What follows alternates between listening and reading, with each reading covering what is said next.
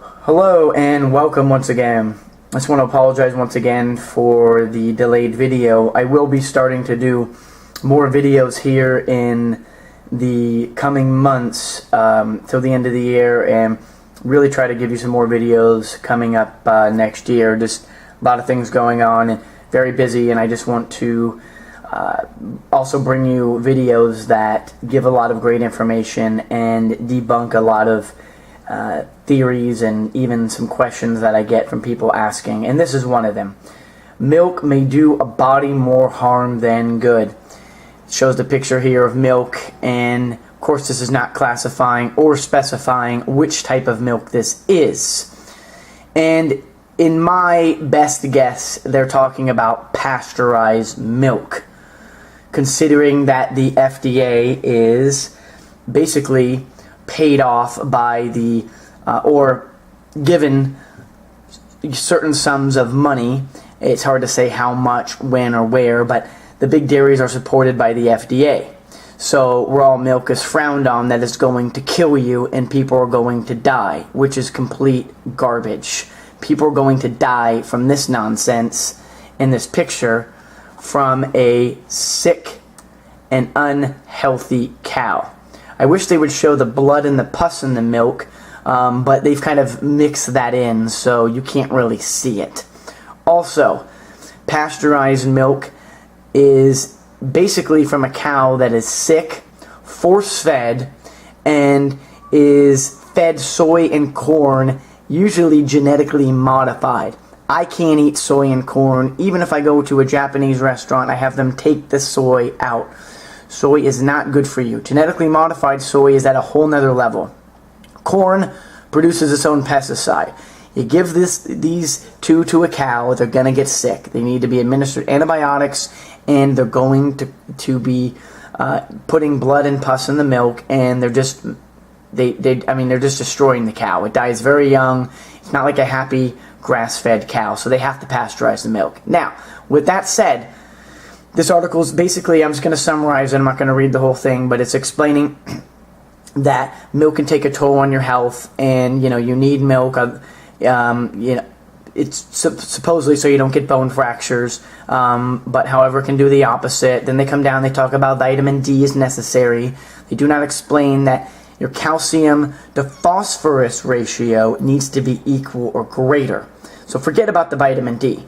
If you take a source, and I will admit milk is typically higher calcium than phosphorus, but they have to fortify this with vitamin D in order to basically hope that you digest it, but it's not enough that you get from the sun. You're going to get about 10,000 international units from the sun in about 15 to 30 minutes for most people, depending on your skin type. And this is direct sunlight, no sunblock, no sunglasses, nothing trying to basically use it to protect against the rays. You want the rays to get into you. The body will eventually protect itself from getting burned when you're on mostly a raw food diet. And the other point I want to mention is milk is not the best source. Milk in general is not something that is what they're stating here among the highest concentration of calcium. Let's just kind of highlight this here. The highest concentration of calcium per serving. And then they're explaining that the calcium alone does not lower the risk of fractures. Now, in nature, you will digest more of the calcium from plants if you're using it correctly, and you're using a vitamin C source. You're using mostly plants that are higher in calcium than phosphorus. Same thing with fruits. This is the main point. And then getting sun about 20 to 30 minutes, 2 or 3 times per week. The body will store the vitamin D, and it is produced by the body from the sun hitting the skin, getting a tiny slight burn. I mean, you're not burning yourself, but it's a very slight amount. You can feel that hitting your skin, and the body will produce the hormone necessary to make vitamin D. Now, one thing I want to mention here, they're showing that they found higher oxidative stress and inflammation in women and men who consumed several glasses of milk per day compared to those who drank lower amounts. And again, they're not talking about raw milk. Raw milk is from a healthy cow. The cow is growing normally. It's running around in the grass. It's out there 24 hours a day. Let's take the next step that is done by the big dairies, which is organic milk. Organic milk is sold in every single grocery store, statewide and pretty much everywhere. There's no ban on that. Raw milk has a ban by the FDA in all 50 states to any major chain grocery store.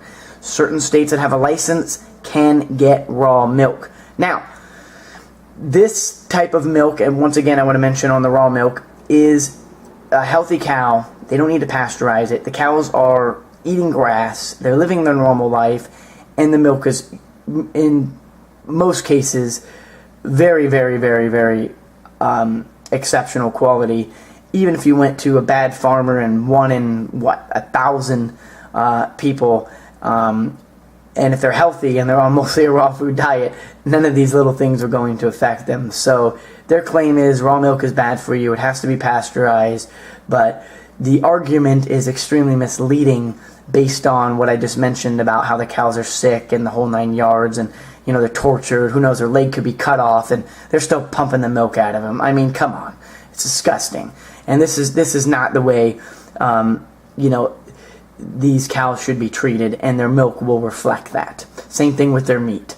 So the whole point here is, this is what this article was based on. This has nothing to do with raw milk, and raw milk will not cause these problems because it has the good bacteria.